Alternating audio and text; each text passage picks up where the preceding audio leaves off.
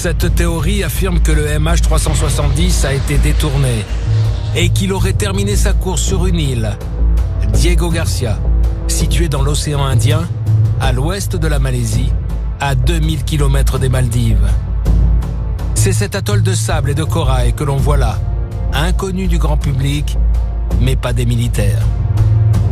C'est la base aérienne la plus importante au monde, en dehors des États-Unis, base militaire. Il y a des B-52, il y a des B-2, il y a Diego Garcia, c'est un porte-avions. C'est défendu comme 10 porte-avions. Tous les avions dont on entend parler en ce moment, qui vont en Irak, en Syrie, en Afghanistan, tous partent de là. Aujourd'hui, Diego Garcia abrite la plus secrète des bases militaires américaines. Cette base est spécialisée dans l'espionnage sur les satellites et sur l'espionnage des câbles sous-marins par lesquels transite tout ce qui est Internet. Alors évidemment, si le Boeing avait été détourné vers l'île de Diego Garcia, la riposte des Américains ne se serait pas fait attendre. Vu la surveillance de cette île par les Américains, il est clair que les Américains ne les ont pas laissés approcher. Ils ne connaissent pas les intentions d'un avion comme ça qui ne répond pas et qui se dirigerait éventuellement sur Diego Garcia. À ce moment-là, ils n'auraient pas d'autre choix que de l'abattre. Seulement, tout le monde n'est pas d'accord avec ce scénario.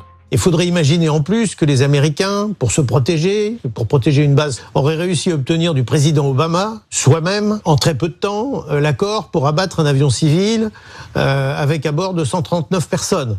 Bon, je pense qu'on est dans la fantaisie la plus totale. Alors, fantaisiste la thèse de Diego Garcia? Peut-être. Ou peut-être pas. Voici Marc Duguin. Il a dirigé par le passé une compagnie aérienne.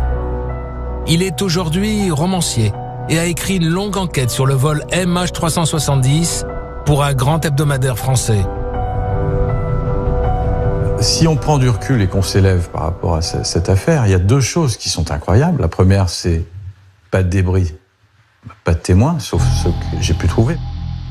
Lors de son enquête, Marc Duguin s'est rendu aux Maldives, un chapelet d'îles situé à 2000 km de Diego Garcia.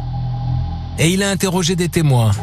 Et ce qu'il raconte pourrait être l'une des clés du mystère. Effectivement, Marc Duguin va sur place et d'autres gens vont sur place et disent sur une île au sud des Maldives, des gens ont vu un gros avion le 8 mars au matin voler à très basse altitude.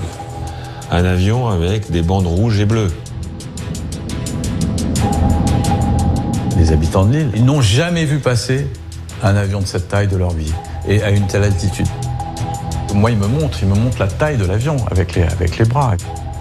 Il voit les hublots. Donc l'avion est vraiment très bas. J'ai été interrogé. Il y a un pêcheur qui était à un endroit où il a vu arriver l'avion et il l'a vu repartir. Et ce qui est intéressant, c'est qu'il a vu cet avion faire un virage.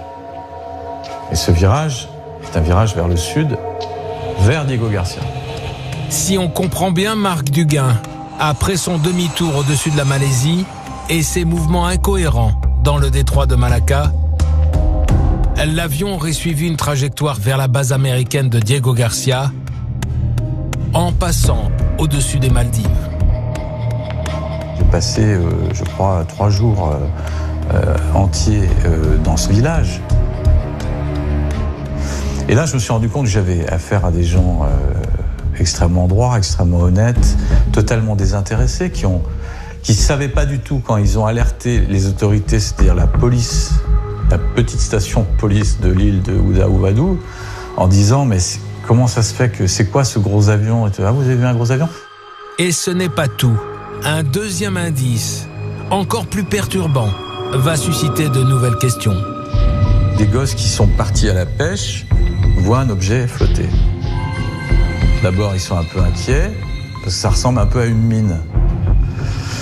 Et puis, ils le voient flotter, ils voient que c'est vide, ils le ramassent. Et ils le posent sur la plage. L'armée vient, dit apparemment, c'est pas dangereux. C'est tout rond avec des pics. Et visiblement, ça ressemble beaucoup à un extincteur. Cette boule grise pourrait-elle être un extincteur de Boeing ?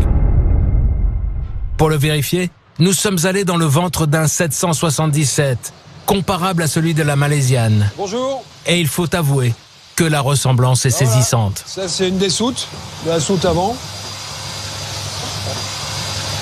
Ils sont où les extincteurs? Non, ils sont... les bouteilles extincteurs. Ouais, ouais. Sur la... Bon, attention, les planchers sont différents.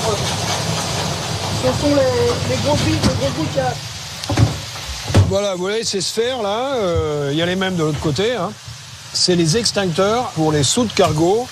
Donc ces extincteurs-là, qui balancent un produit d'extinction, ils servent pour l'extinction des soutes quand il y a un feu dans la soute. Alors évidemment, ça dépend quelle est la nature du feu. Hein. C'est une boule comme ça qu'on aurait retrouvée sur une plage aux Maldives. Voilà, une de ces boules-là. Alors effectivement, quand elle est vide, elle flotte.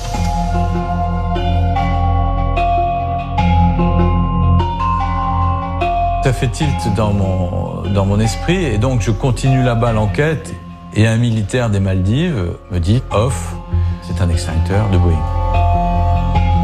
Est-ce que c'était celui de la Malaisiane? Tout de suite, les Maldives ont dit non, non, non, ça n'a rien à voir.